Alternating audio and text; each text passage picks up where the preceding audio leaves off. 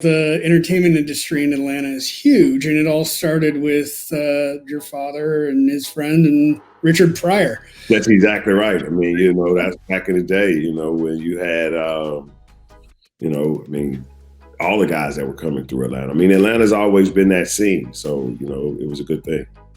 And now it's finally getting the recognition it deserves.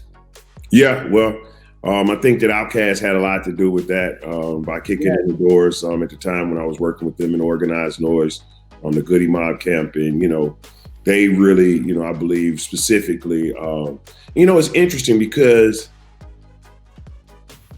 for rap, because beforehand you had Dallas Austin, you had Jermaine Dupri, you had a lot of those guys who were producing a lot of R&B records. And as well as, Jermaine, I give him credit because he came with the Crisscross, which was the first, I guess, thing that made major commercial success. Beforehand, you had regional guys like MC Shadi and, a lot of those guys, Kilo, a lot of guys, Raheem the Dream, I'd be, foolish not to mention some of those guys that actually were in our neighborhoods.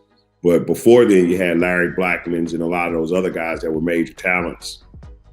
Gladys Knight and, Peabo Bryson, but it was all R&B. And so for me, when it came down to real, rap and hip hop going all the way across, most definitely Outkast gave a creative stance. Oh yeah, and there's still, to this day, Atlanta royalty. Oh, absolutely. I mean, that whole Dungeon family for me is Atlanta royalty because they came in at a very tough time for the Atlanta scene because everything was dominated from the north up in New York and on the West Coast. Yeah, the whole through that was very important.